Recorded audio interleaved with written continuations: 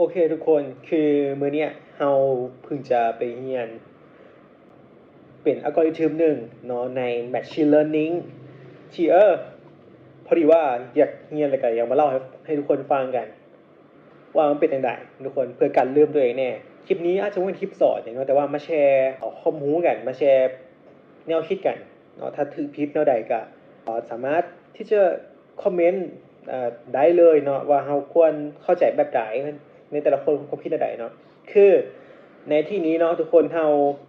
ได้ไปเรียนอัลกอริทึมหนึ่งใน Machine Learning เนาะเป็นประเภท Supervised Learning มันเป็นโมเดลที่เรียกว่า K-Nearest Neural ถ้าแปลตรงๆกับเพื่อนบ้านใกล้เคียงเนาะถ้าถามว่าตัวนี้มันเฮ็ดแบบใดเฮ็ดหน้าที่อย่างทุกคนคือมันเป็นอัลกอริทึมที่แบบเราสามารถใช้ในการที่จะจัดประเภทได้ทุกคนคือเรามีข้อมูลมาแล้วหรือทุกคนที่เนี่ยอย่างเช่นตัวนี้นะทุกคนเขามีข้อมูลมาละเนี่ยมีข้อมูลแล้วมีตัว target เนาะเนี่ย target เนี่ยหรือว่าคลาสของมันก็คือเป็นเพจโรแมนติกเป็นแอคชั่นอะไรอย่างนี้เนาะทุกคนแล้ววันนี้คือหลักการของเชนนี่แหละเนี่ยบอลแบบหลักการคือง่ายแฮงทุกคนคือถ้าลองสังเกตดีเนาะ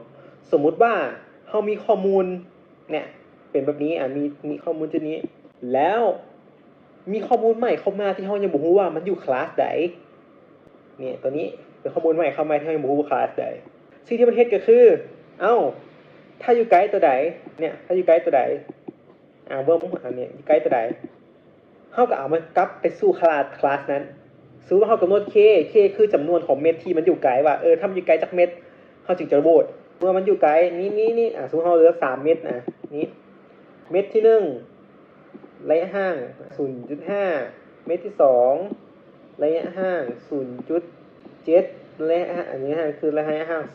2เขาลองโหวตว่าบ่นี่1กับ2เนี่ย1กับ2เนี่ยไกด์กว่าแน่นอนฉะนั้น1กับ2ชนะแสดงว่าเขาจัดคลาสนี่อยู่ในคลาสของ B ซึ่งหลักการโคตรง่ายทุกคนแล้วเขาจะรู้ได้ว่าระยะทางมันไกลกันส่ำใดเขาใช้สูตรเนาะเป็น distance ของมันคือเป็นตัวนี้ทุกคนสูตรของมันง่ายแฮงเอาให้เห็นภาพง่ายๆทุกคนคือเขาจะเอาทุกๆข้อมูลในนี้เลยแล้วแต่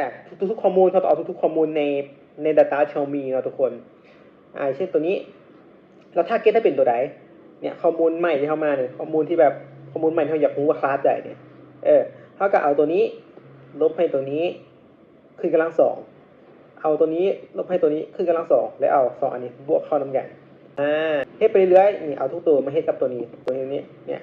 เขาจะได้แบบนี้มาหลังจากนั้นที่เราจะเฮ็ดก็คือโอเคอันดับทุกคนว่ามันไกด์ตัวใดก่อนจะเบิ่งอันดับเขาต้องกำหนด k ก่อน k คือข้อมูลจำนวนของข้อมูลที่จะเข้าร่วมสมมุติเนาะทุกคนเขามีห้องหนึ่งเนาะแล้วเป็นห้องนั้นเป็นห้องที่โหวตตัดสินแพ้ชนะนี่คือจำนวนของคนที่จะเข้าไปโหวตแต่ยังไม่พูดได้เขาจะโหวตให้ไผ่ชนะให้โหวตให้ไผ่แพ้แต่เขาพูดว่าเขาจะมีจำนวนคนโหวตชั้นนี้หลังจากนั้นโอเคเขาก็มาลองจะอันดับเบิ่งจะอันดับระยะไกลสุดจนฮอตไกลสุดเนาะเขากันจะอันดับได้วันนี้นี่เขาจะมา1 2 3สมมติว่าเขาเลือกผู้เข้าร่วมในการโหวต5คนเขาก็มาเบิ่งเลยโหวตที่1โหวตที่2โหวตที่3โหวตที่4โหวตที่5แล้ววันนี้มาลองเบิ่งผลโหวตกันเนี่ยผลโหวตคือคลาสที่มันอยู่เอาไป1ทุกคนเผื่อลืมแล้วคลาสที่มันอยู่นะทุกคนก็คือนี่อย่างตัวนี้คลาสโรแมนติกแล้ว1คะแนน1โหวตเหรอเด้อ2 3เขาเขียนว่าโรแมนติกได้3โหวตส่วนแอคชั่นเท่าไหร่1 2พวกเขาเลือกแต่ 5K เขาเลือกผู้เข้าไปโหวตแต่5คนฉะนั้นเขาจะเอาแต่5อันดับมาโหวตเนาะเราจะมี2รายการฉะนั้นถ้าคนตัดสินใดแน่นอนในทฤษฎีของอัลกอริทึมนี้เขาจะเลือกตัวที่ผลโหวตหลายที่สุดเนาะก็คือตัวโรแมนติกแสดงว่าข้อมูลที่เข้ามาตัวนี้คืออยู่คลาสโรแมนติกนั่นเองโรแมนส์นะทุกคนนี่คือทฤษฎีที่เราไปอ่านมาแล้วก็ไปเรียนไปลองคำนวณมาเบิ่งทุกคนหาสูตรคำนวณมาซึ่งเป็นทฤษฎีที่ง่ายที่สุดในซูเปอร์ไวส์แล้วในการแยกคลาสพวกนี้นะทฤษฎีเข้าใจง่ายที่สุดละในคลิปนี้กับสีประมาณนี้ทุกคนคือที่จริงเขามีหลายตัวที่เราอยากไว้ฟังเนาะเพื่อเขาจะได้บ่ลืมนำนี่คืออาร์ตให้ตัวเองเบิ่งนำก็คือ decision tree ตัวนี้ก็เป็นอัลกอริทึมที่ค่อนข้างจะดีเนาะค่อนข้างจะดีเลย อ๋อขอบอกอีกอย่างหนึงก็คือตัว K nearest nearby เนี่ยมันเป็นอัลกอริทึมประเภทแบบ non parametric โอเคอาจจะงงกันเดี๋ยวขอมี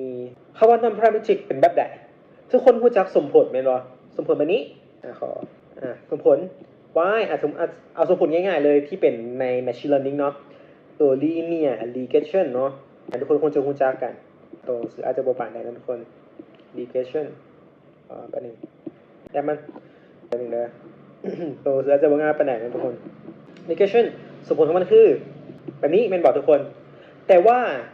แล้ววันนี้ตัวแปรที่เราจะต้องหามันมีแต่นี่เป็นบอกสิ่งที่ machine learning เฮ็ดคือเราพยายามหาตัวเลขตัวนี้ ตัวเลขพวกนี้เป็นบอกเขาจะได้สมผลไหมสมมติเป็นตัวเลขสมมุติขึ้นมาเดิมนี้เป็น10 x บวก5อารมณ์ประมาณนี้สมมติว่า machine learning เนาะสมมตินี่คือโมเดลที่ผ่านการเทรนมาแล้วเขาจะได้ตัวเลขพวกนี้มาเนี่ยนี่คือเป็นสมผลตัวหนึ่งปิดเนาะ equation ตัวหนึ่งแล้วเวลาข้อมูลใหม่เข้ามาก็มีแต่แทนเข้าไปใส่ x สมมติข้อมูลใหม่ x เท่ากับ10เนี่ยมันก็จะเอาเข้าไปคูณด้วย10เปลี่ยนคูณด้วย10เนาะบวก5ก็เป็น100 500ถึง500เนี่ยอันนี้ผลลัพธ์คือ500แต่ non parametric บ่แม่น non parametric จะยังบ่เกิดสมผลอย่างขึ้นเลยจะยังบ่เกิดการคำนวณอย่างก่อนเลยบ่มีการคำนวณอย่างไว้ก่อนคือเวลาเขามีข้อมูลใหม่เข้ามาปุ๊บมันถึงจะเริ่มคำนวณและหาประเภทอารมณ์เนี่ยคือการเคมีนอย่าง K nearest nearby เนาะคือสมมติว่ามี input เข้ามาปึ้มแล้วมันค่อยทำการคิดไรเนี่ยทางและคิดไรการคำนวณมันบ่ได้มีสมผลที่จะเอาไปแทนใส่เลยเนาะมันไม่ได้ผ่านการที่จะฝึกแบบปรับพารามิเตอร์อย่างมาก่อนไม่ได้สร้างสมผลอย่างมาก่อนเนาะคือมันจะคำนวณหาหน้าตอนนั้นเลยเนาะนี่คือ non parametric เป็นความรู้เล็กๆน้อยๆกันที่เอามาฝากกันมื้อนี้เนาะถ้าใครมากะกดไลค์ให้เราเนี่ยก็ได้นะทุกคนเดี๋ยวเราจะมาแล้วเล่าสู่ฟังกันบ่ได้คือบ่ได้สอนนะทุกคนคือมาเล่าสู่ฟังกันว่าเราคิดแนวนี้เนาะสำหรับใน KNN คิดแน่อาจจะเป็นตัว decision tree เนาะแล้วก็มีหลายตัวในหลายอัลกอริทึมที่เราอยากจะเล่าสู่กันฟังกับเทเลตเนบอล support with the machine แล้วก็ decision tree เนาะมาเล่าให้กันสู่กันฟังแล้วกันสำหรับคลิปนี้ก็ขอจบไปเท่านี้แล้วกันเนาะขอบใจทุกคน